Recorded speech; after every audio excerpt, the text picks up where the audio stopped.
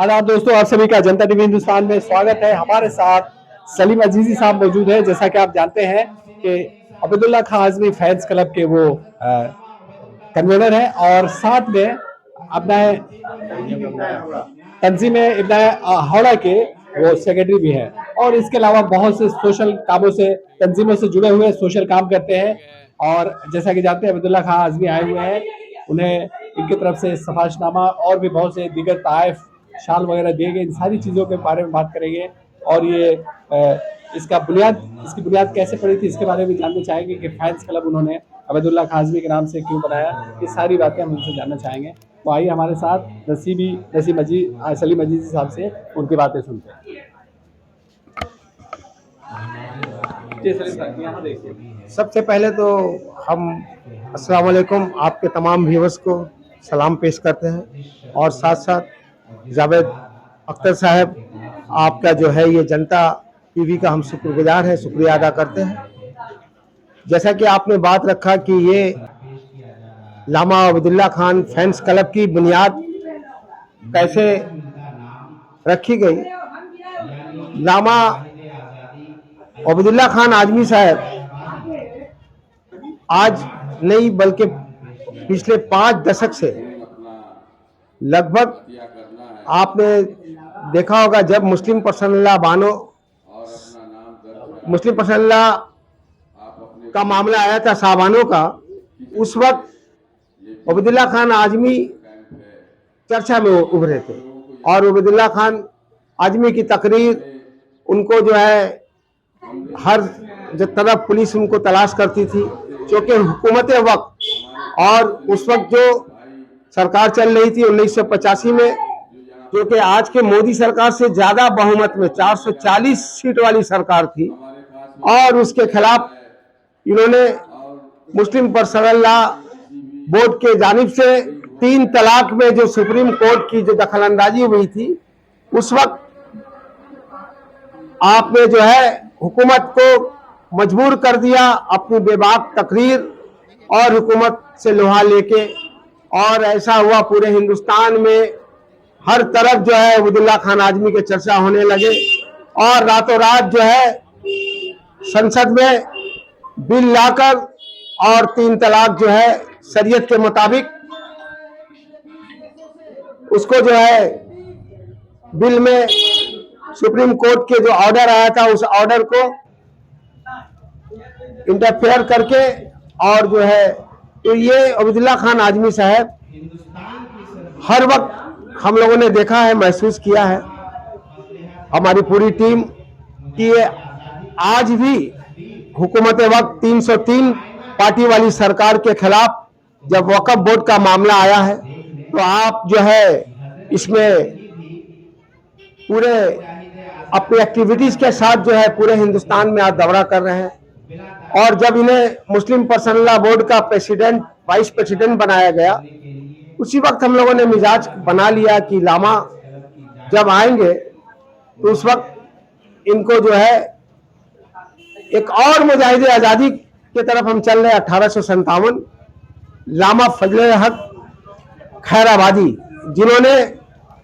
1857 में जिहाद का फतवा दिया था और उस वक्त अंग्रेजी सरकार के खिलाफ 6000 उलमाए कराम ने दस्तखत किया था, सिग्नेचर किया था, और 1857 के गदर में देखा गया दिल्ली में 90,000 लोग रास्ते में उतर गए थे, क्योंकि बहुत हद तक, बल्कि आज के दौर में अगर लामा फजल हक खैराबादी मुजाहिद आज़ादी को अगर हम सामने रखते हैं तो आज के दौर के मुजाहिद बिल्कुल साफ समझ में आ रहा है कि लामा अब्दुल्ला खान आजमी साहब है। इसलिए हम लोगों ने यह फैसला किया, और क्योंकि हर 20 साल से रुस्तम भाई जो पिलखाना में है, उनके यहाँ इनकी तशरीफ और ही होती है। सुबह में ब्लड डोनेशन प्रोग्राम होता है, शाम के वक्त में जो है लामा की तकरीर होती है, मोहसिन इंसानियत कॉन्फ्रेंस। तो हम लोगों ने रुस्तम भाई से इजाजत लिया, उन्होंने कहा कि हमारे तरफ से तो बिल्कुल आपका मंच है, आप लोग आइए, आप करिए, लेकिन लामा से एक बार बात कर लीजिए।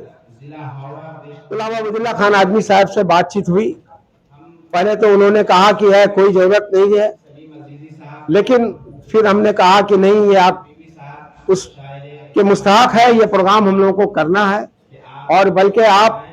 हम लोगों को अलग उस दिन या उस दूसरे दिन हम लोग को मौका दीजिए ताकि हम लोग सरस सदन में या टिकियापाड़ा में इस प्रोग्राम को अंजाम दे पाए। तो उन्होंने कहा कि मेरे पास बिल्कुल वक्त नहीं है, और ऐसा ही हम लोगों ने भी है देखा। लामा आए 1 फरवरी को, और उसी दिन जो है आप शाम में जो है अहमदाबाद के लिए निकल गए। अमृतसर से आए थे, अहमदाबाद के लिए निकल गए। तो ये सब वजह से हम लोगों ने ये फैसला किया कि फैंस क्लब जो है अल्लामा अब्दुल्ला खान आजमी इस अवार्ड के मुस्तहक है, इसलिए हम लोगों ने इस अवार्ड को जो है देकर हम शुक्रगुजार हैं कि लामा ने इसको कबूल किया। इसके साथ साथ हम लोगों ने सिपासनामा भी जो है पेश किया, और सिपासनामा की तहरीर जो है सैयद आसिफ इकबाल मजहरी जो कि खादिम जौल इस्लाम के हैं, उन्होंने इसको तहरीर किया, जिसे लामा ने काफ़ी पसंद किया। साथ साथ हम लोगों ने उन्हें एक शॉल भी पेश किया जो कि हमारे सादाब मजहरी के जानिब से जो है उन्होंने उसको पेश किया। और लामा से हमारी बातचीत हुई, उन्होंने कहा कि क्योंकि वक्त की तंगी था इसलिए ये प्रोग्राम आप लोगों ने यहाँ कर लिया, लेकिन आप लोग जो है एक प्रोग्राम लीजिए, और अब्दुल्ला खान आजमी फैंस क्लब हम लोग इस पे गौर कर रहे हैं। ईद के बाद एक तालमी बेदारी कॉन्फ्रेंस जो कि टिकियापाड़ा के सरजमीन में इंशाअल्लाह वल अजीज हम लोग करेंगे। शुक्रिया। और एक साहब ये बताइए कि अल्लामा अभी जो मौजूदा सूरत हाल है, देखिए, वक्फ के अमेंडमेंट की जो राय है, हम मुस्लिम पर्सनल लॉ बोर्ड के स्टैंड के साथ बिल्कुल हम लोग सब खड़े हैं, और लामा ने उस दिन पिलखाना के सरजमीन में ये पैगाम भी दिया कि 12 फरवरी को मुस्लिम पर्सनल लॉ बोर्ड की अहम मीटिंग हो रही है, जिसमें हुकूमत के वक्त को हम लोग एक चैलेंज देंगे। अगर हुकूमत वक्त ये बिल को पास कराने की नापाक साजिश करेगी, या उनके जो हलीफ जमात है चंद्रबाबू नायडू या नीतीश कुमार, हम लोग इन सब के खिलाफ जो है रास्ते पे उतरने के लिए तैयार है। क्योंकि ये अब हमारा दीनी मदारिस,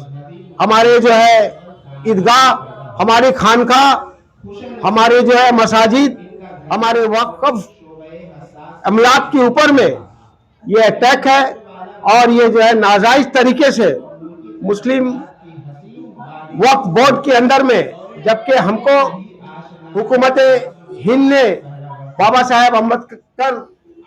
के जानिब से ये हमको पूरी सिक्योरिटी मिली हुई थी कि वक्फ प्रॉपर्टी में किसी किस्म की हुकूमत वक्त का इंटरफेयर नहीं होगा। लेकिन अभी जो है ये नापाक सरकार, मोदी गवर्नमेंट जो है, डीएम जो जिला कलेक्टर होंगे वो अब जो है हमारा जो है वक्फ बोर्ड का निगरान होंगे।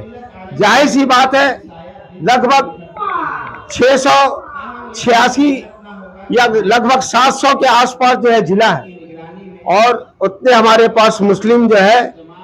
डीएम नहीं है। गाहे बगाए शायद 2-5 हमारे पास जो है डीएम मिल जाएंगे, तो बाकी जो है वो 695 उनका क्या काम है यहाँ पर। और दूसरी बात है, हमारे शरीयत में ये सरासर दखल हो रहा है, और इसमें ख्वातीन के लिए भी, लेडीज के लिए भी उन्होंने जो है ना रास्ता रखा है। इसलिए रखा है कि बहुत सारी जो है गैर मुस्लिम ख्वातीन जो है, गैर मुस्लिम महिलाएं जो है वो डीएम है, ताकि जो है ख्वातीन को इसमें नहीं लाया जाए। इसलिए हम लोग बिल्कुल, जिस दिन अगर मुस्लिम पर्सनल लॉ बोर्ड की आवाज आती है, अल्लामा अब्दुल्ला खान आजमी और बोर्ड के तरफ से हम लोग रास्ते में उतरने के लिए बिल्कुल तैयार हैं, और ये हमारा जो है बिल्कुल जीने और मरने की लड़ाई है। तो आपको क्या लगता है कि ये तहरीक उसी अल्लामा खैराबादी की तरह की होगी? अब तक तो समझ में इसी तरह की आ रही है कि खैराबादी की तरह तहरीक होगी, इसलिए हम लोग जो है बिल्कुल 1857 में जब तमाम लोग जो है उतर गए थे, इस वक्त भी हम लोग बिल्कुल तैयार हैं उतरने के लिए। और कोई मुसलमानों को पैगाम देना चाहेंगे? देखिए, पैगाम हमारी यही है कि अभी पिछले गवर्नमेंट जो थी, जो पिछला टेन्योर इनका था, इन्होंने रात के अंधेरे में किसान बिल ले आए, और किसान बिल जो था वो पेट का मामला था। आपने देखा कि किस तरह दिल्ली के जो है सड़कों पर हर तरफ से हर रोड को जाम कर दिए थे किसान, और हुकूमत मजबूर हो गई उस बिल को वापस लेने में, जबकि उस वक्त इनकी एब्सोल्यूट गवर्नमेंट थी, मेजोरिटी वाली सरकार थी, लेकिन ये मजबूर हो गई। तो वो पेट का मामला था, पेट के मामले के लिए सब उतर गए, और यहाँ तो हमारा दीन और हमारी शरीयत का मामला है, हम तो अपनी सर देने के लिए भी तैयार हैं। तो इससे पहले भी मुसलमानों की काफी खूब मचाया था और सरकार को मजबूर कर दिया, दूसरे रास्ते से खड़ा दिया। जी बिल्कुल है, जिस तरह के दिल्ली के शाहीन बाग में या आप कलकत्ता के पाक सर्कस में ले लीजिए, पूरे हिंदुस्तान में जिस तरह से सारी रात हमारी जो है बहनें, हमारी माएँ, हमारे नौजवान जिस तरह हम लोग बैठ गए थे, हम लोग इस मामले में उससे भी जो है ना ज्यादा पैमाने पे हम लोग जो है ना सड़क पे निकल जाएंगे, और जो है पूरे हिंदुस्तान में हम लोग हर तरफ जो है ना पूरा चक्का जाम कर देंगे हुकूमत। शुक्रिया, बहुत शुक्रिया सलीम। ये थे सलीम अजीजी साहब और अपनी बातें रख रहे थे। इन्होंने वाज़ा लफ्ज़ों में कह दिया कि इनका स्टैंड ये पूरे अपनी टीम के साथ मुस्लिम पर्सनल लॉ बोर्ड के साथ है, और 12 फरवरी को दिल्ली में जो ऐलान होगा उस ऐलान के मुताबिक अमल करने के लिए तैयार है। आपको मालूम होना चाहिए कि वक्फ अमेंडमेंट बिल बहुत जल्द लोकसभा में पेश होने वाला है, और ये कोशिश हो रही है पास कराने के लिए, लेकिन मुस्लिम पर्सनल लॉ और जो दूसरी मुस्लिम तंजीमें हैं वो अपने तौर से कोशिश कर रही है कि बिल ना पास हो। तमाम सियासी पार्टियों पर दबाव बना रही है कि वो इस बिल की हमायत में वोट ना डालें, और अगर ये वोट डालते हैं तो ये लोग सर पे कफन बांध के रास्ते पे उतर जाएंगे और गवर्नमेंट को मजबूर कर देंगे कि ये अमेंडमेंट बिल वापस ले लें। बहुत शुक्रिया सलीम साहब हमारे साथ बातचीत करने के लिए। दूसरे अपडेट के साथ फिर मिलेंगे, तब तक के लिए धन्यवाद।